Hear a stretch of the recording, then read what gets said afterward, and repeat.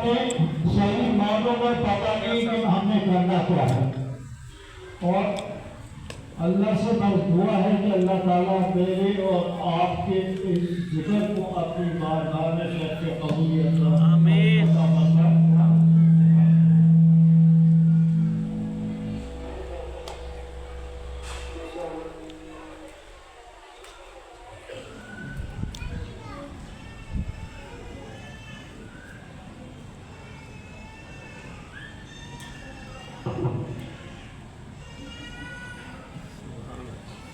کتاب ہے خطبات سمدانی، سبحان اللہ سبحان اللہ. صفحہ ہے 413. ہجرت مدینہ سرکار مدینہ صلی اللہ علیہ وسلم. سبحان اللہ سبحان اللہ. لیکن آپ نے کہہ دیا حضرت علی کرم اللہ وجہ تھا کہ جب حضور اکرم صلی اللہ علیہ وسلم نے اعلان نبوت کیا اور سب کو اسلام لانے کا کہا تو حضرت علی سے بھی کہا کہ آپ مسلمان ہو جاؤ. آپ نے کہا کہ میں ابو طالب سے پتہ کرتا ہوں پھر آپ کو بتاؤں گا. حضرت ابو طالب تو سب کے باپ تھے، حضور کو بھی آپ نے پایا تھا. سبحان اللہ. آپ کی جو بیٹی تھی اس کے بھی سسر تھے. دوسرے دن حضرت علی ایمان لے آئے. سبحان اللہ. ہر مقام پہ حضرت علی کی فوقیت دیکھیں. جب ہجرت مدینہ ہوا تو کفار اتنے مخالف ہو گئے تھے، نعوذ باللہ آپ کو قتل کرنا چاہتے. تو جب آپ نے اعلان کیا، اپنا پروگرام بنایا تو یقینی بات ہے ہر جگہ بھٹکے رہتے ہیں، بات پہنچ گئی. انہوں نے کیا کیا کہ آپ کے گھر کے چاروں طرف تین جیسے قطاریں ہوتی ہیں اس طرح لگا دیا، پھر نکلیں گے کہاں سے؟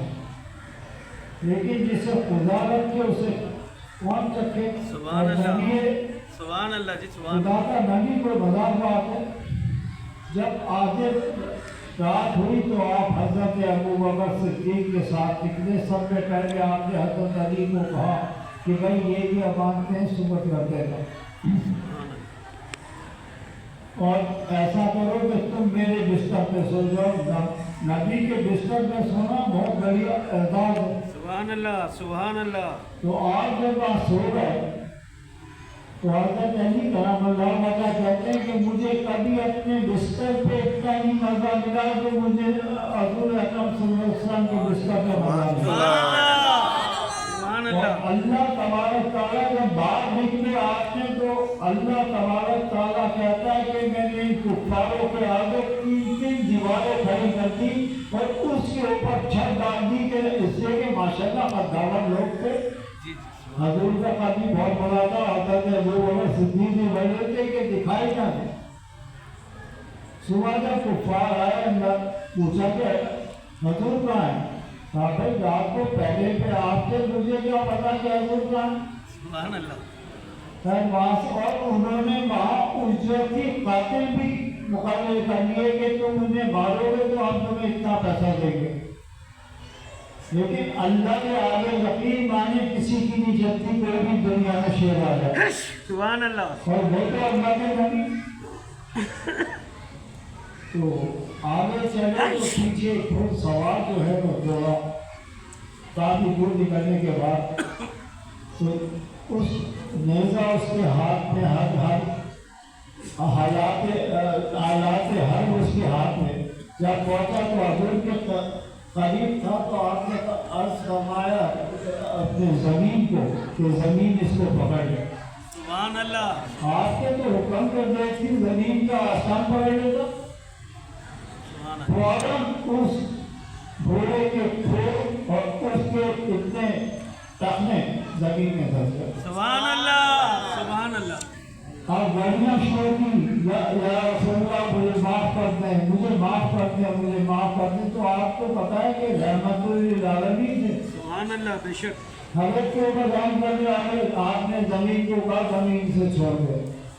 لیکن کچھ دور آگے چلے تو وہ تو پتا پیسہ بولتا ہے پھر پیچھے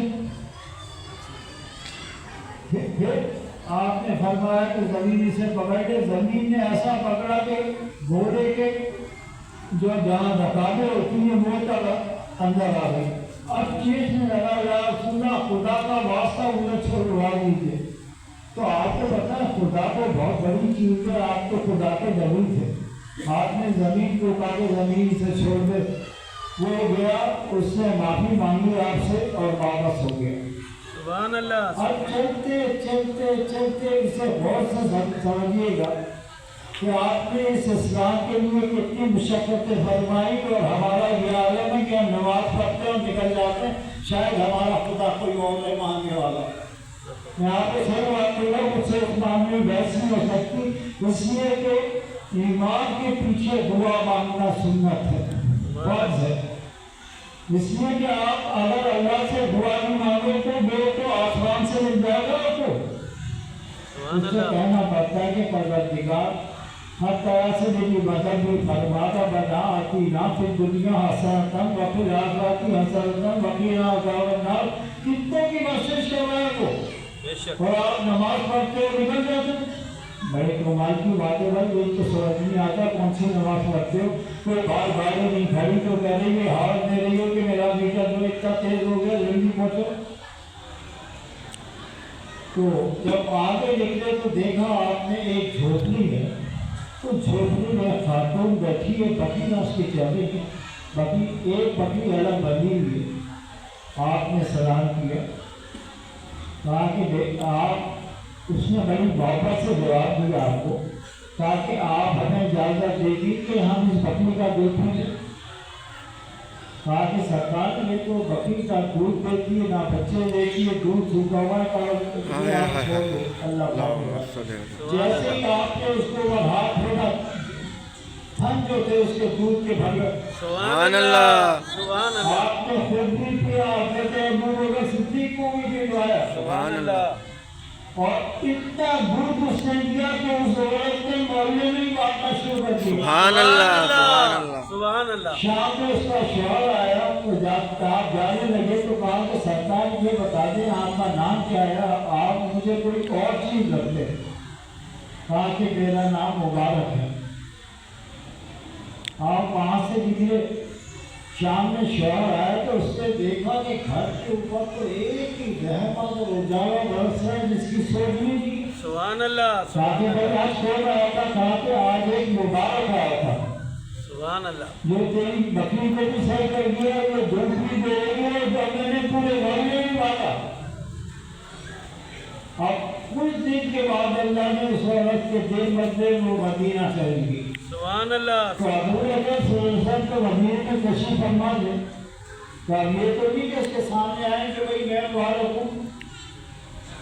آپ وہاں ایک بچی کھڑی ہوئی تھی اس عورت کی جو اس کے ساتھ تھی، تو اس نے حضرت ابو بکر صدیق کو کسی دکان سے چیز خریدتے ہوئے دیکھی ہے، کوئی تو جو بھی چیز ہوگی مطلب کھانے کی پینے کی، اس نے کہا اللہ گول مبارک جانا ہے، گول مبارک کے ساتھ ہی جانا ہے۔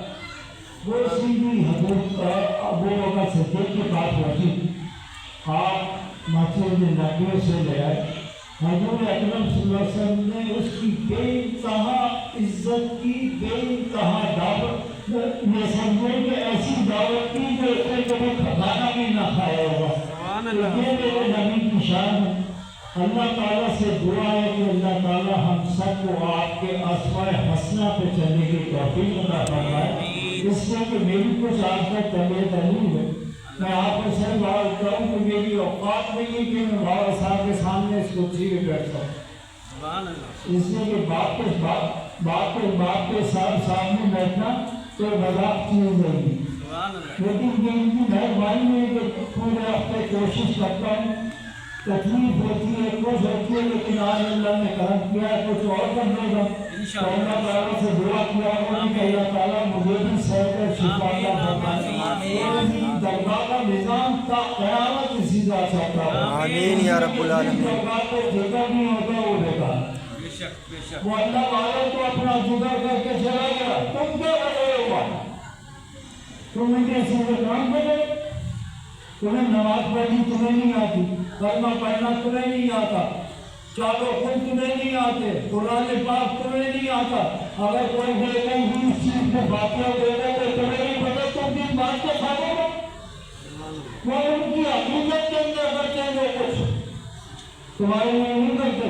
तो अल्लाह से दुआ ये कि जो भी मज़ारात में बैठे अल्लाह तबारक ताला उनको भी मज़हब को पढ़ने की, समझने की और सोचने की तौफीक अता फरमाए। तो इस उम्र का कोई भरोसा नहीं, आज कल का जवाब दे। आप देखते थे हर जगह के ऊपर में खेला, ये बाबा साहब की कच्ची दीवार थी, ये गुम्बद था, इसके ऊपर बगैर रस्सी से जाके बल लगाया करता था।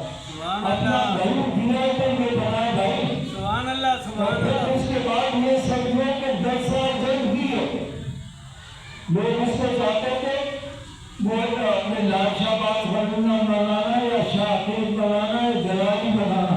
तो भाई बात ये कि जिसने मजहब को पढ़ा वो ऐसा नहीं कर सकता। तो अपनी जुमेरात की बात है, बड़ी समझने की बात है। खवातीन जो है वो मजहब के नाम पे जीरो होती है, ये आपको मानना पड़ेगा। बहुत कम खवातीन जो है मजहब को समझती है। वो लड़की पे भाई मुझे आदमी को बता दो कुरान में है या हदीस में? सोचिए एक बात को, हाथी आई थी अमूल का सवाल हो रहा है, नहीं खड़ी हो रही। तो आपको पता है माशाल्लाह बच्चियाँ यहाँ भी पढ़ रही हैं। उन्होंने कहा अगर आप खड़ी नहीं हुई तो आपको उठा के दरगाह से बाहर निकलवा देंगे, हम लोग को बुलाएंगे। इसलिए कि मेरे नबी का नामी ऐसा है कि ये तो चैलेंज पविन धरिन जहाँ भी पड़ा जाए उसको हरियाली कर देता है। सुभान अल्लाह, सुभान अल्लाह। अली अपने हजूर के नाम पे खड़ी नहीं हो रही तो इसी तरह सारी जिंदगी बशीर होगी। सुभान अल्लाह, सुभान अल्लाह। परेशान होती होगी, मुश्किलात आती रहेंगी। तो ये बच्चों की बातें बेटा, ये बच्चों को सिखाया करो, या रात को अपनी बीवियों को बोला करो कि इन्हें रातों को चालू करने सिखाए। उसके बाद उनको हल्के पढ़ो, मोबाइल से विज्ञान छोड़ो।